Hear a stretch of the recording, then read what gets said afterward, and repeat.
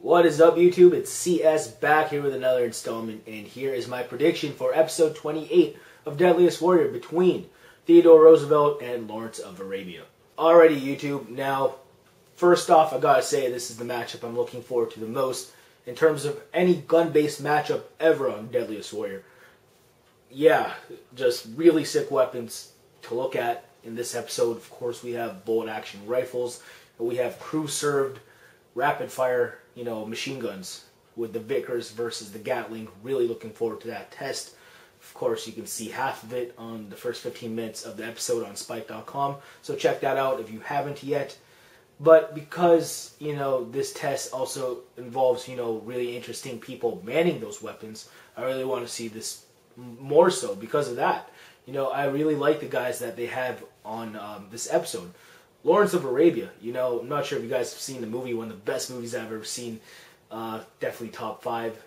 I'm getting off topic now, but the guy was, a real interesting dude. Of course, in the first 15 minutes of the episode, they describe him as being, very educated. The guy spoke 7 languages, and he actually, was obsessed with Arabic culture. Eventually, volunteered, as a liaison for the British Army. There, eventually led and united these Arab tribes against the Ottoman Empire, who has been wrecking shit in the Middle East for hundreds of years, and they basically won and ended their reign there, in World War I. So real interesting shit there from Lawrence of Arabia.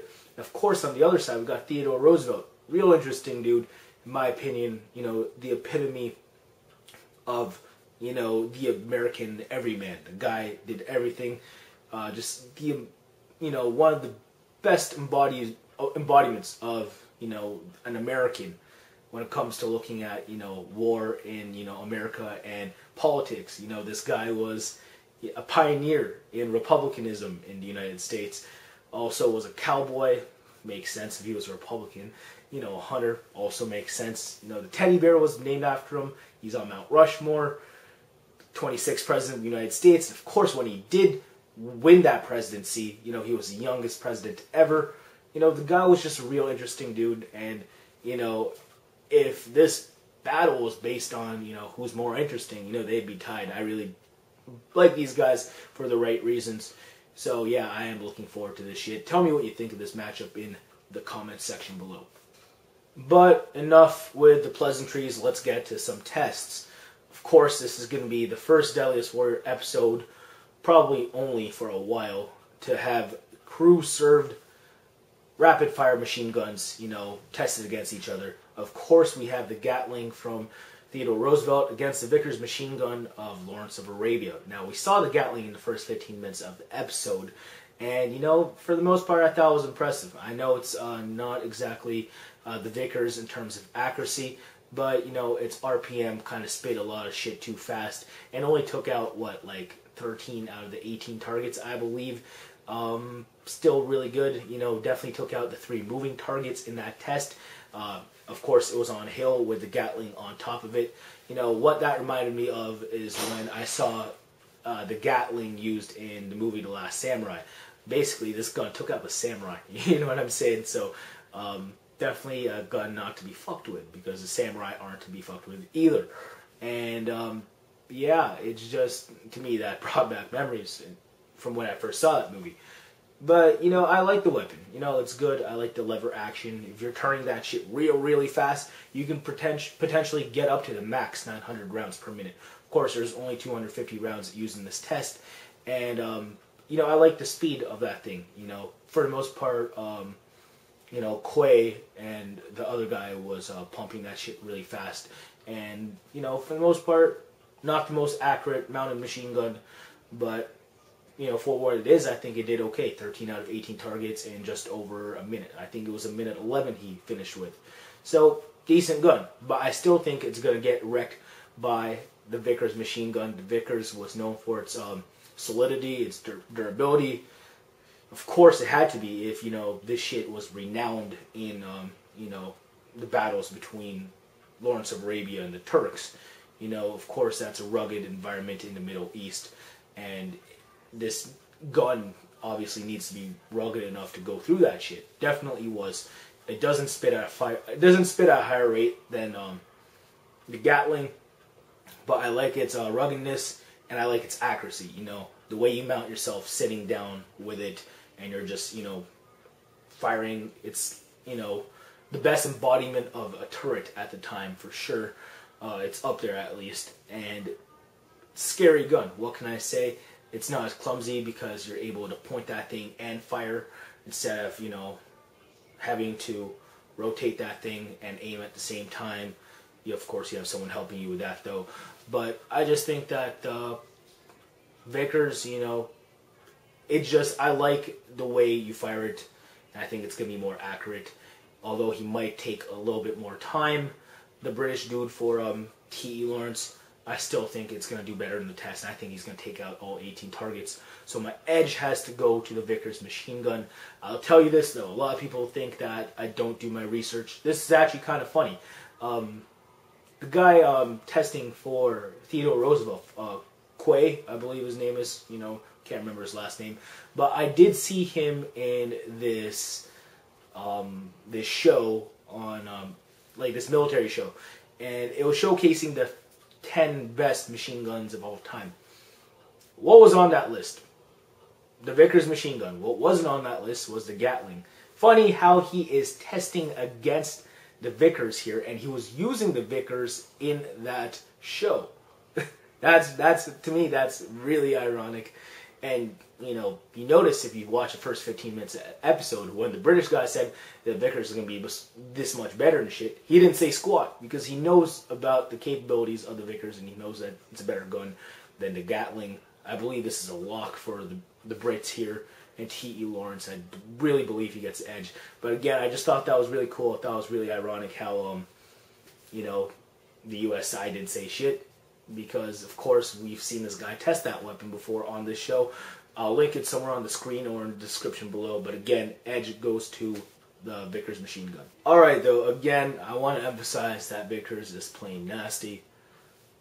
I like it for its efficiency because of its ruggedness and the way you fire it, thus making it more accurate. So yeah, I think it might be a little bit longer for it to take, you know, to get rid of its rounds, but I think it's just going to be more accurate in the end. So again, edge goes to the Vickers. But moving on, bolt action rifles, some sick stuff we have here. Of course, we have the Springfield Model 1892 on Theodore Roosevelt's side against the Lee Enfield of Lawrence of Arabia. And I think Lawrence of Arabia wrecks Springfield here too. You know, the Springfields had criticisms in the Philippines and in Mexico. You know, it's just not very it's not a rugged gun at all, and you know, I'm not sure how well it's going to be in the test here. It's going to be on a more neutral, you know, environment wherever it takes place. But I just think if ruggedness is taking into account, you got to go with the Lee Enfield, and we saw that. We know that gun performed back in World War I, where it did, you know, for Lawrence of Arabia, and that was, you know, in the Middle East, of course. Rugged conditions there definitely did not fail them. Of course, this shit was being used up until the 50s as well. So the Lee Enfield is definitely a legendary gun in my books, and I just think it's just going to wreck the Springfield. It has a higher stopping power due to its higher muzzle velocity. It's just going to come out the barrel faster. Also, it has higher round capacity, 10 compared to the Springfield's 5. And it has a higher effective range, you know, a longer effective range. So what can I say? I just think it has everything for it in this test. So I've got to go with the Lee Enfield over the Springfield Model 1892. So again, edge goes to Lawrence of Arabia. Alrighty, y'all, but now we got to move on. Damn, first off, I gotta say I can't believe an American is down, you know, 2 rounds in mid and long range, and basically he has to make up for it in short range, in my opinion. So, wow, I did not think I'd see that, you know, this season or ever on Deadliest Warrior. An American, in my opinion, that's gonna drop both mid and long range. So who knows if Teddy Roosevelt can make it back anywhere, and if he's gonna have to make it back, it's gonna be here in short range. We have, of course, his Bowie knife, a legendary knife, against the Jambia of Lawrence of Arabia. Now, the Bowie knife, what can I say? It can be thrown. You can thrust with it. You can cut with it. I like the options it provides. And then on the other side, you have the Jambia, which is primarily cutting and thrusting. But I just like the Bowie knife. It's preference. I'm pretty sure they are going to be equally damaging, cutting, thrusting. But if they showcase the fact that some Bowie knives, hopefully this one can be thrown, it's probably going to get the edge because of that option. So my edge here goes to the Bowie knife over the Jambia edge, Theodore Roosevelt. Alright, now moving on. We got 2 edges to 1 for Lawrence of Arabia. He has it for mid and long range. And then, of course, Teddy has it for short range. Teddy got some work to do. We'll see what X factors, bring him. We'll see. Psychological warfare, we had it hinted at for the Gatling test of Teddy Roosevelt, since they hinted for it for his side. I'm going to say if that is a featured X factor, I think he gets it. What can I say? Lawrence of Arabia might have something to say about. We'll see. Physicality, probably going to be looked at as well. Gotta give it Teddy Roosevelt, 80-pound weight difference. This thing gets short range, it could get nasty. And I can definitely see him in the visual sim winning, because of his brute strength in short range. He's just that much bigger than Lawrence of Arabia. He's going to have problems if it gets into that range. We'll see. But I'm giving him the edge in physicality, which is probably going to be looked at. Leadership, though, got to give it to Lawrence of Arabia. To me, I don't know. He's one of the better embodiments of a leader on a battlefield for sure. Teddy Roosevelt, he's that dude. Pretty inspiring guy. Him, the Rough Riders, of course. Him as just a leader in general. Him being the 26th president ever, youngest ever.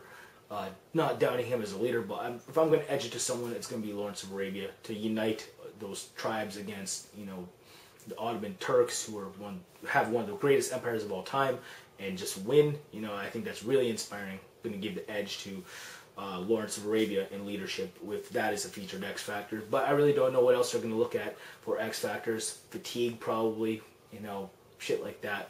We'll see. But yeah, tell me what X factors you think we'll see on the show. But for the most part, I think they're going to be relatively even.